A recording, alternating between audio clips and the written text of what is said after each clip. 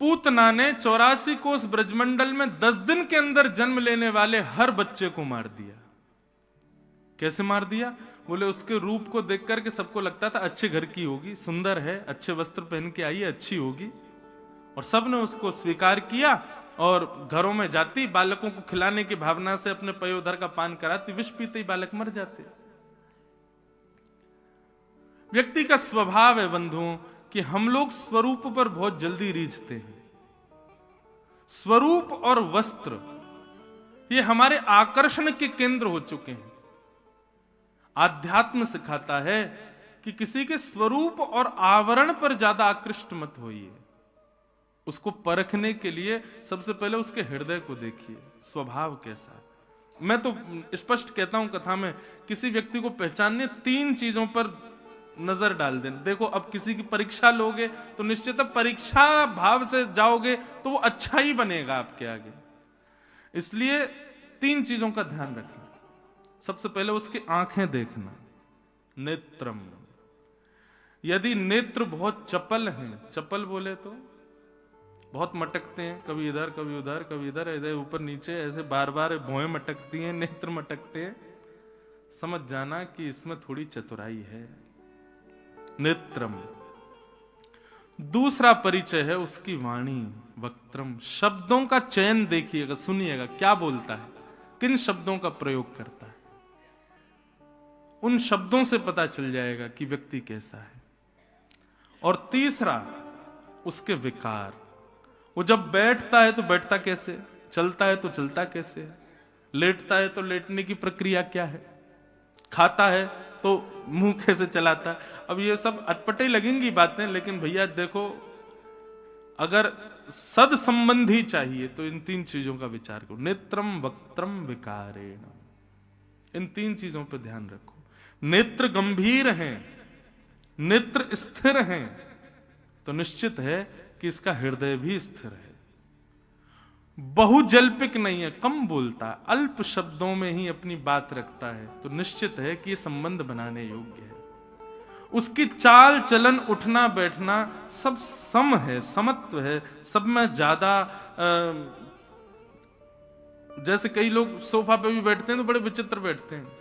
एक महाराज मैं कहां तक कहूं, कथा भी सुनते हैं कई लोग तो ऐसे पढ़ के सुनते हैं, ऐसे पढ़ के सुनेंगे महाराज की जैसे लाट साहब बैठे हैं सामने। कई लोग घरों में भी ऐसे सोते हैं, ऐसे बैठते हैं, विचित्र उनकी स्थिति होती है। निश्चित है कि ये इन तीनों में यदि दोष है तो व्यक्ति में दोष होगा। इन तीनों पर विचार करो। पर हम लोग क्या करते हैं, हम तीनों पर विचार नहीं करते, हम केवल रूप देखते हैं और वस्त्र देख लेते हैं कि हाँ ये अच्छे हैं तो ये अच्छा ही होगा। हमारे वृंदावन में जाओ,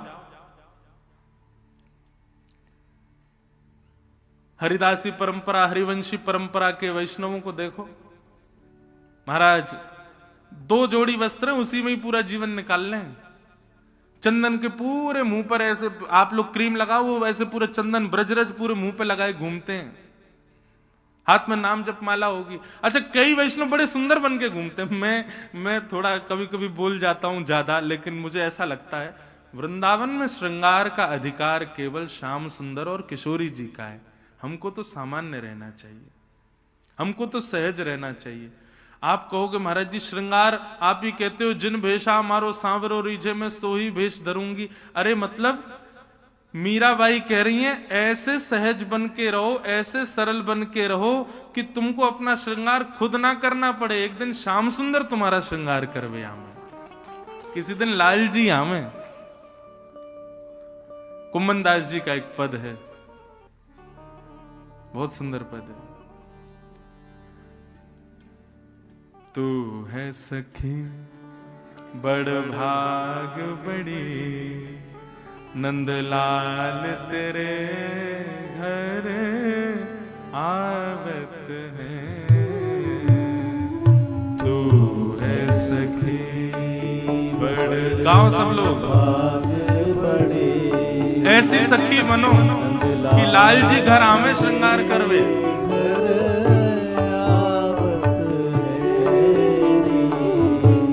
तू अपनो श्रृंगार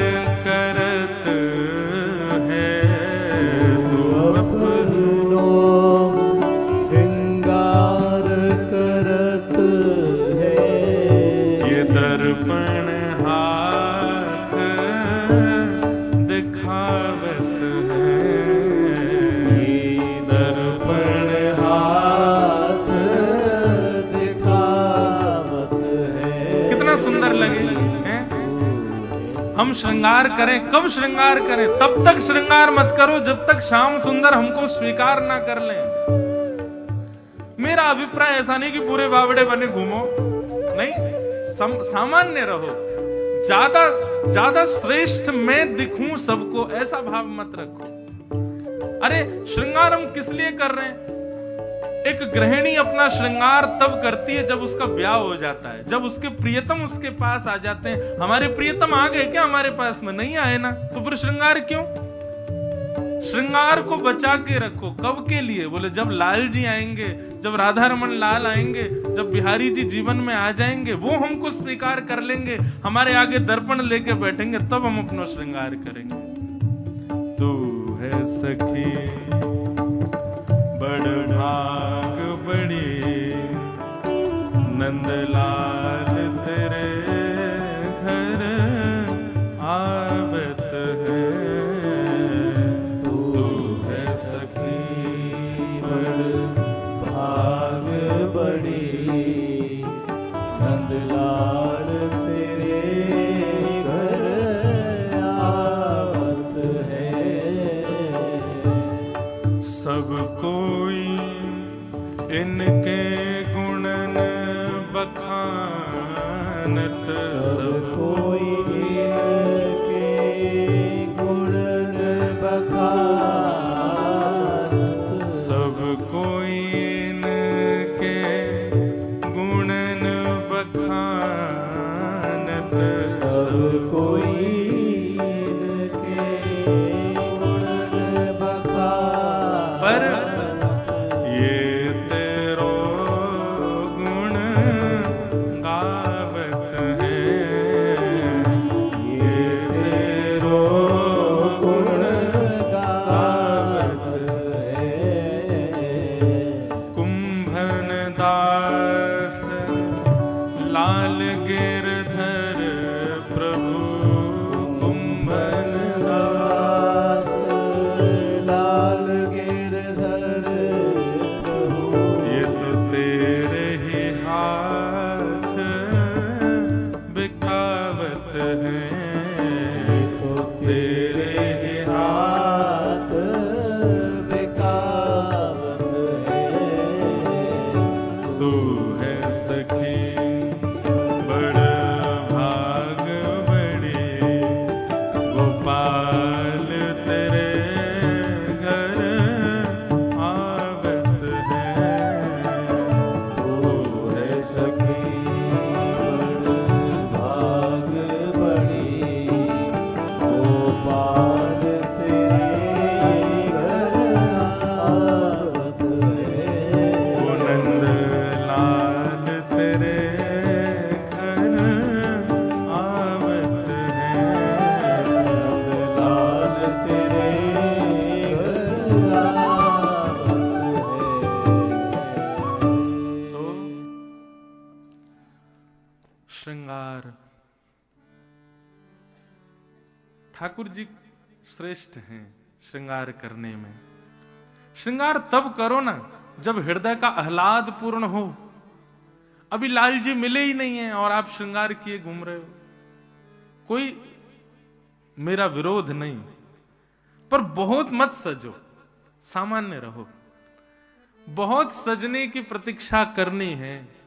जब लाल जी आएंगे तो लाल जी सजाएंगे, लाल जी हमारा श्रृंगार करेंगे, वे हमारा श्रृंगार धराएंगे।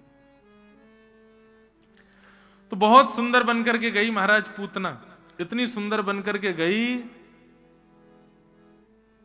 सब पूतना के रूप पर मोहित हो गए। पूतना ने जैसे ही गोकुल में प्रवेश किया, जितने भी ब्रजवासी नंदोत्सव मना रहे थे, सब पूतना के रूप पर मोहित हो गए। महाराज उसकी चाल, और चाल चलते समय जो नूपुरों की आवाज आ रही थी, उसके सुंदर कानों के झुमके जब लहरा रहे थे, उसकी गजगामिनी चाल, उसके कटाक्ष नेत्र, उसके अंग से आने वाली सुगंधी, उसकी मधुर मुस्कान सबके चित्त का हरण कर रही थी। नंद घर आनंद भयो जय कन्हैया लाल की सब ब्रजवासी गा रहे थे, लेकिन जैसे ही पीछे एक बार देखते और पूतना की ओर जब देखते तो दृष्टि घुमा ही नहीं पाते। उसी को ही देखते रह जाते, भूल जाते हमें क्या गाना है। महाराज कहां पुरुष कहां नारी, सब पूतना पर मोहित हो गए। 2-4 ग्वाल बाल तो गए दौड़े दौड़े मैया के पास, बोले मैया तू पीछे पड़ी रहे, ब्याह कर ले, ब्याह कर ले, कर लेंगे हम ब्याह, जाते करा दे, जे आ रही का है जई ते ब्याह करा मैया, प्राण त्याग देंगे लेकिन जाए ना त्याग सके मैया, जाते सुंदर ना देखी, जे जैसे कहेगी वैसे रह लेंगे, या कि गुलाम बने रहेंगे, या तो ब्याह करा दे हमारा। मैया के अपनो मोड़ो देखो तेने, ऐसी सुंदर पूतना। पूतना ने जाकर के कुछ गोपियों से कहा नंद भवन कहां है, तो उसका स्वर भी इतना सुंदर था कि उस स्वर पर कुछ गोपियां भी स्तब्ध रह गईं, कानों पर विश्वास नहीं हुआ कि इतना मधुर कोई बोल सकता है।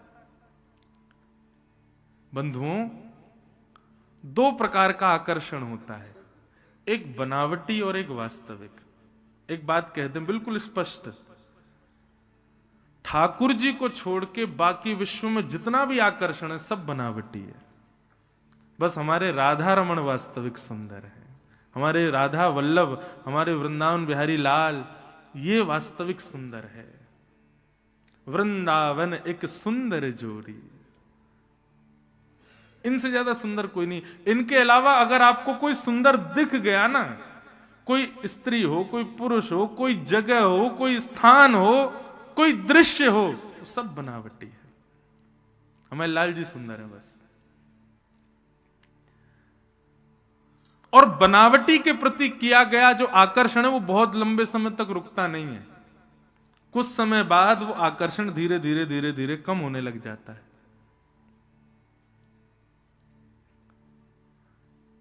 अब अभिनेता बहुत सुंदर होते हैं, पर कितने दिन अच्छे लगते हैं, कुछ समय सीमित होता है उनका, उतने ही समय वो अच्छे लगेंगे, उसके बाद उनका सौंदर्य, उनका आकर्षण घटने लग जाता है। पर हमारे श्री राधा रमन लाल जी 550 वर्ष से, श्री बिहारी जी 500 वर्ष से, राधा वल्लभ जी वृंदावन हजारों वर्ष से यथावत है, और आप पूरा जीवन व्यतीत कर देना तब भी आपको सुंदर ही लगेगा, और हर दिन नवीन लगेगा, हर दिन प्यारा लगेगा। क्यों? ये वास्तविक सौंदर्य है।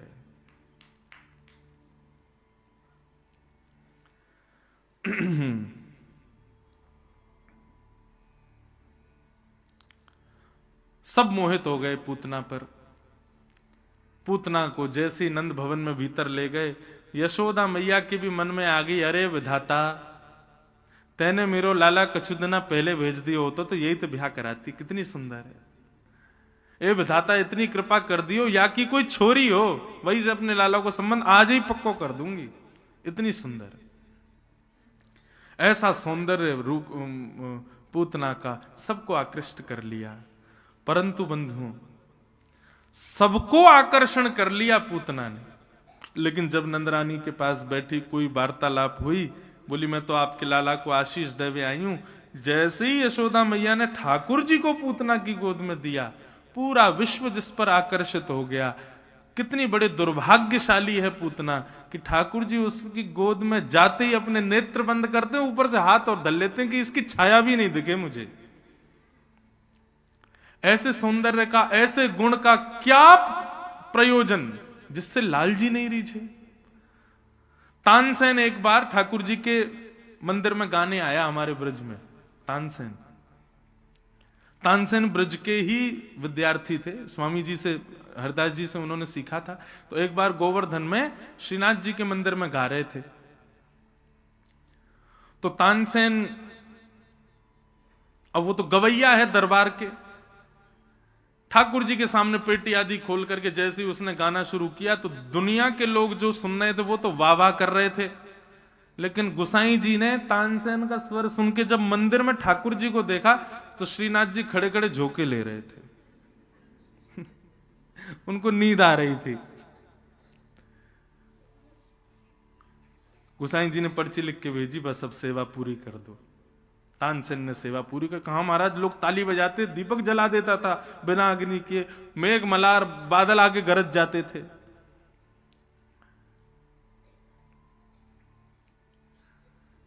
तानसेन जब आए थे तो उनकी सेवा में नियुक्त किया गया था कुम्भनदास जी को कि भाई बहुत बड़े गवैया आ रहे हैं, उनको लाना ले जाना बैठाना भोजन पानी की सब व्यवस्था कुम्भनदास जी को दी थी। तो कुम्भनदास जी तो बड़े दीनहीन से भक्त हैं, बेचारे भक्त दीनहीन नहीं होते, लेकर के आए अपने स्वापी से ही पहुंच दें, बैठ जाओ, भोजन पवा में जल कोई आज्ञा करे तानसेन तुरंत लेके आवे। तानसेन को लगा जी मेरा सेवक है।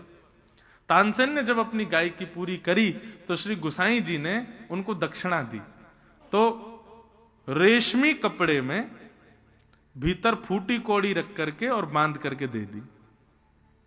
रेशमी कपड़ा देख करके तानसेन बोले भीतर कोई सोने के बढ़िया कोई गिन्नी विन्नी होगी, और जैसे ही खोल करके देखा तो फूटी कौड़ी।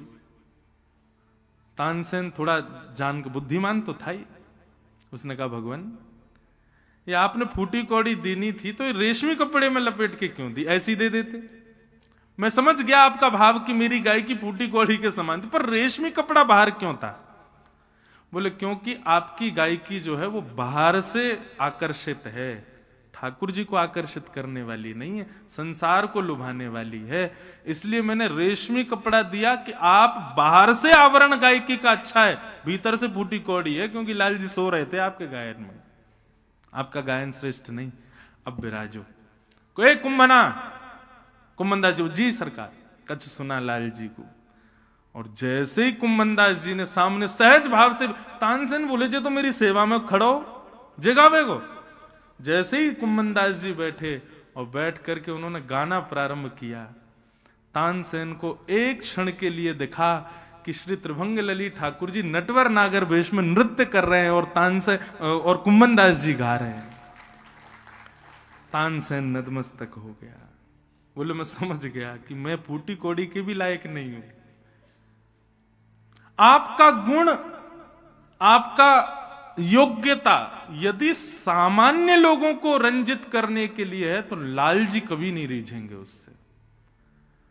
आप सबकी चिंता मत करो, वो रीझें, ऐसे गुण, ऐसे व्यवहार, ऐसे स्वभाव को प्रकट करो, तब वो रीझेंगे। पूतना ने सबको आकृष्ट कर लिया, लेकिन ठाकुर जी उसकी गोद में जाती अपने नेत्र बंद कर लेते हैं। यशोदा मैया किसी कारण से बाहर चली गई, इतना विश्वास था कि सुंदर है, अच्छे वस्त्र पहने तो अच्छे घर की होगी, छोड़ गई लाला को उसके पास। पूतना ने अपना पयोधर जैसे ही भगवान के मुख में दिया, ठाकुर जी ने पहले तो उसके विष को पिया, फिर उसके रस तत्वों को पिया, उसके दुग्ध को पिया, और पीते पीते पीते ठाकुर जी ने दोनों भुजाओं से उसका पयोधर पकड़ करके प्राणी शमम रोष समन्वितो पिबत, जैसे ही प्राण पीने शुरू किए, गाढ़म कराभ्याम भगवान प्रपद्यतत, जैसे ही उसके प्राण पीने प्रारंभ किए महाराज, पूतना को घबराहट होने लगी, धीरे धीरे उसका रूप बदलने लगा, राक्षसी रूप में परिवर्तित होने लगी। अरे सामुंच मुंचाल मति प्रभाषणी, ठाकुर जी को पकड़ करके खींचने लगी, अरे बालक छोड़, अरे कन्हैया छोड़, अरे लाला छोड़। ठाकुर जी ने इतना कसकर के पकड़ा कि पूतना ने पूरा बल लगा लिया, लेकिन ठाकुर जी ने छोड़ा नहीं। जैसे ही पूतना अपने रूप में आई, तब ठाकुर जी ने नेत्र खोल करके उसको देखा, और देख करके ठाकुर जी बोले मौसी जी हम तो जाकू पकड़ लें, फिर तो ठिकाने लगा के छोड़ें, चाहे भक्त आ जाए चाहे राक्षस, पहले तो बाकू ठिकाने ही लगाएंगे। पूतना के प्राण यही सुन के निकल गए, 6 दिन का बालक बोल रहा है मुझे देख के, और पूतना का वध हो गया। बोलो पूतना मर्दन भगवान की। बंधुओं बहुत कुछ, हर लीला ठाकुर जी की कुछ सिखाती है। ठाकुर जी के सन्मुख हम कहीं पूतना बन के तो नहीं जाते। हजारों लोग राधा रमन जी को देखते हैं, लाखों लोग बिहारी जी को देखते हैं, ये बड़ी बात नहीं है। अखबार में कल का अखबार उठा के देखिएगा, कल रिकॉर्ड टूट जाएंगे 50 साल की, इतनी भीड़ आएगी वृंदावन। लाखों लोग बिहारी जी का दर्शन करने आ रहे हैं, पर कभी अखबार में हेडलाइन आई कि इन लाखों में उसको बिहारी जी देख रहे थे। लाखों लोग बिहारी जी को देखते हैं, लेकिन बिहारी जी किसको देखते हैं? लाखों में ठाकुर जी की दृष्टि किस पर पड़ रही है, यह विचार करना। ये भागवत आदि सब इसीलिए हैं भैया कि ठाकुर जी की दृष्टि हम पर पड़े। हम यदि पूतना बनकर के गए, ये हमारा दुर्भाग्य होगा कि ठाकुर जी हमको देखेंगे नहीं। और बुरा नहीं मानिएगा, आजकल ज्यादातर लोग प्रदर्शन के लिए आते हैं वृंदावन, वे सब पूतना ही हैं, ठाकुर जी देखते नहीं है उनको।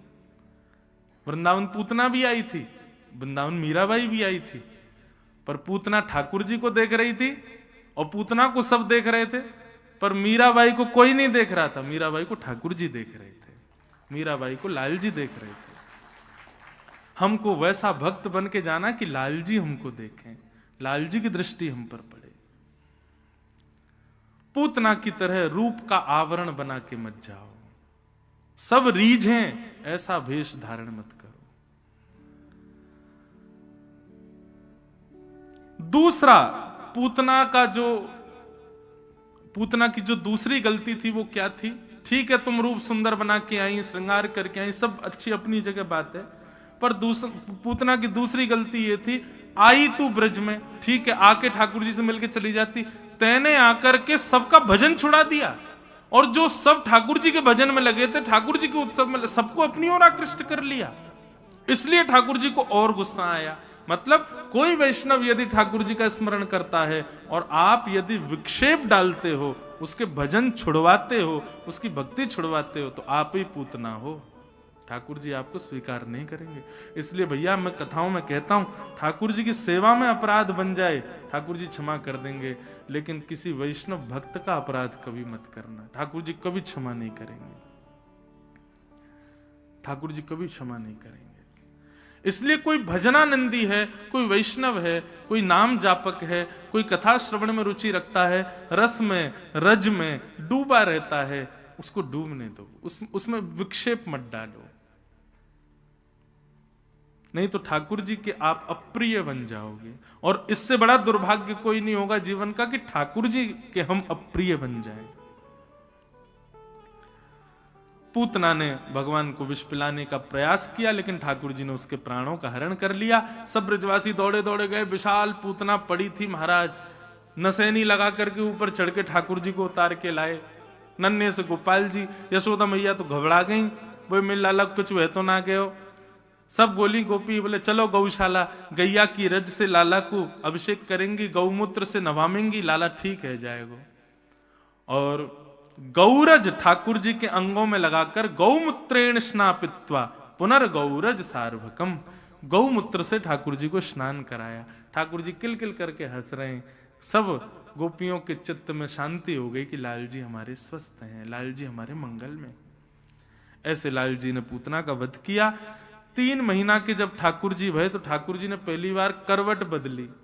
जैसे ही करवट पलटी महाराज, पूरे ब्रजमंडल में नगाड़े बजने लगे। सब बोले अब कहां गए हो? बोले लाला ने आज करवट बदली है, करवट उत्सव है रो महाराज। ठाकुर जी मुख से आ भी कर दे तो भी ब्रजवासी सब नाचने लग जाते, बोले आज नंद के लाला ने आ कियो है। ठाकुर जी नेक अपनो हाथ छड़का दे महाराज, पूरे ब्रजमंडल में आनंद की हिलोर। बोले कहा भाई वो नंद के लाला ने आज अपनो हाथ यूं कियो, आज अपने पाम यूं चलाए, इतना उत्सव मनायो। करवट उत्सव हुआ।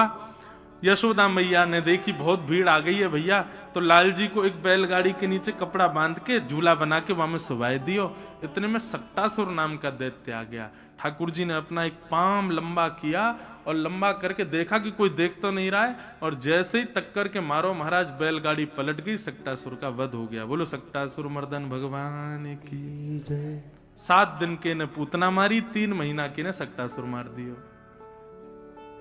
ब्रजवासी फिर दौड़े, अरे भैया इतनी बड़ी बैलगाड़ी कैसे पलट गई? लाल जी को जाकर के हृदय से लगायो। यशोदा मैया बोली ये बैलगाड़ी कैसे पलटी? छोटे छोटे बालक बोले मैया हम बताएं कैसे पलटी? बोले बताओ। वो मैया तेरो नेक्सो सो लाला है ना नीलमणि? बोले हाँ। जाने अपनो गदमदरा सो पाम, गदमदरा समझते हैं? कई बालक होते हैं उनके ना ऐसे गाल लटके रहते हैं मोटे मोटे, और उनकी ऐसे भुजाएं भी, छोटे छोटे बालक 2-4 महीना के ऐसे होते हैं गदमदरा से, वो ऐसे भी नहीं लेट पाते, यूं ही लेटते हैं।